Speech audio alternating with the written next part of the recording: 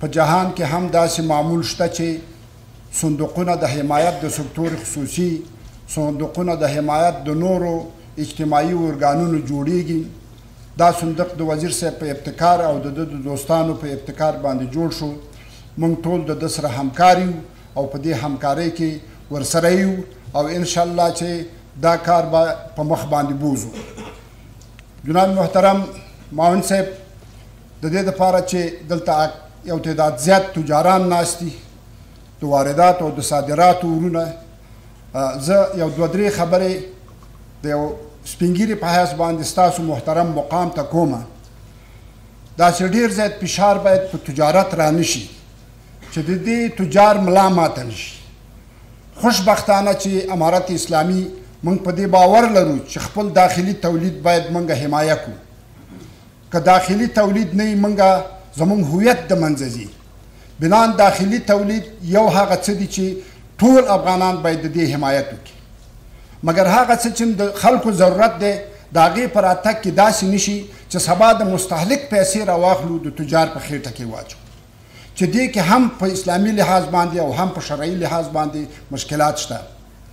منګه د امیرالمؤمنین د هدایت سره سم مومن صاحب دلته تشریف لري.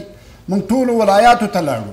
په ولایاتو کې شاید حاجي صاحب ابراهیم په دې باندې خبري چې دغه د ترانسپورټ په مشکل باندې موږ لاړو. حاجي صاحب وردګ هم دلته ناست دی.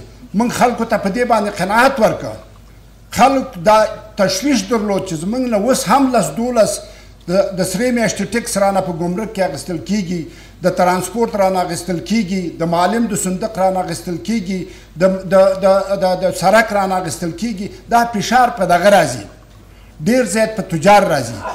خوشبختانه چې امارت اسلامي دا ابتکار وکړو چې صنعت ته 50% مالیه معافه کړه، دا اوس یې اصنافو ته معافه کړه، 9% زراعت ته او مالدارانو ته شکر معافه کړه، مګر د تجار په مالیې کې تر اوسه پورې کوم حالت نه دی راغلی. دغه یو څه چې مومن صاحب پیشنهاد کړه دا هم د هیله ده چې دا مالیه زموږ نه نقده واخیستل شي. نقده واخیستل شي، تجار نور د دې مشکل نه خلاص شي چې دا دروازه په دروازه ګرځي. دا بلانس معین صاحب د وزارت مالیه دلته تشریف لري. زه په دې باور یم چې دا د امارت په ګټه ده. منګه د امارت په اولنی امارت کې دا مومن صاحب شته، موږ پیشنهاد وکړو حاجي صاحب سارګل او نورو دوستانو موږ نقده ورکوله هغه امارت ته. د امارت بودیجه هم زیاته شوله او فساد هم د منځه لاړو. زموږ وخت به هم نه ضایع کېږي. هیله مې دا ده چې دې ته خاصه توجه وشي.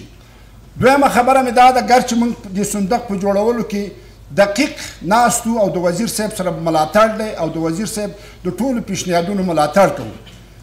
حاجي ملا صاحب دا اوس چې دې صندوق ته کومې پیسې ولیږي دا فقط د تاجر دی. ګوره د دې صندوق دپاره باید مالي امکانات وکتل شي.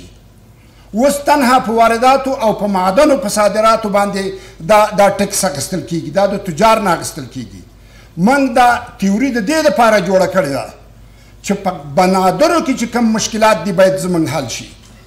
دا د لوی پروژو د مصرفولو دپاره نه دي. دا پیسې د دې دپاره دي چې موږ لابراتوار نه لرو فرضاً په بولدک کې، موږ سردخانه نه لرو په بولدک کې، موږ یا په یو بندر کې یو سړک خراب دی هغه سړک نه جوړیږي، موږ هلته فرضاً انګړ نه لرو چې د انګړ د خاطر یې باید وکړو، یا په تورخم یا په غلام خان کې یو مشکل نه لرو.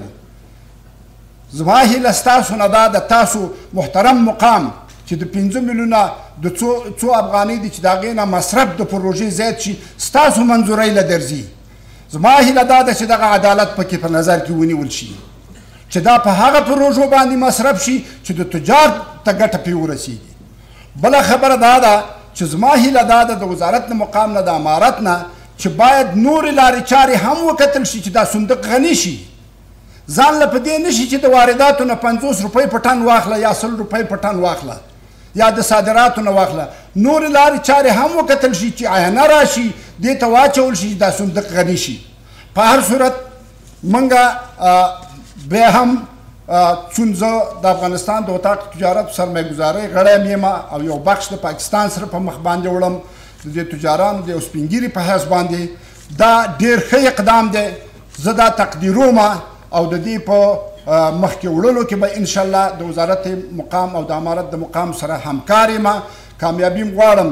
جناب حاجي ملا صاحب ستاسو برکت دی ستاسو د برکت نه ستاسو د اقتصادي پالیسۍ له مخې نه دا نن په بازار کې دا ستا په مارکیټ کې دا ستا په دوکانونو کې شکر الحمدلله د همسایګانو نه نرخ ارزانه دی موږ تیل دومره نه تولیدو مګر تیل هم د پاکستان نه ارزانه دي موږ زراعتي ملک یو 50% غنم د خارج نه راوړو اوړه د خارج نه راوړو مګر اوړه هم د پاکستان له شکر ارزانه دي دا د اسلام برکت دی دا ستاسو برکت دی فساد د منځه لاړو امنیت راغلی دی موږ شکر د الله نه وواسو شکر الحمدلله چې دا کار وشو اما یو سلسله مسایلو ته به هم نظر کوو جناب محترم معاون صاحب د دغه بیلانس د اداري فساد او د دې مشکلاتو نه مخلاص کوي ډېر زیات بروکراسي ده دلته داسې حتی د اتاق تجارت زموږ ملګري حاجي صاحب شیرناغا دلته ناست دی په 9 ورځو کې چې موږ بلد خلک یو زموږ جواز نه نوی کېږي مشکلات ډیر دي په دغه خاطر راسه کومک وکړئ کامیابي مو غواړم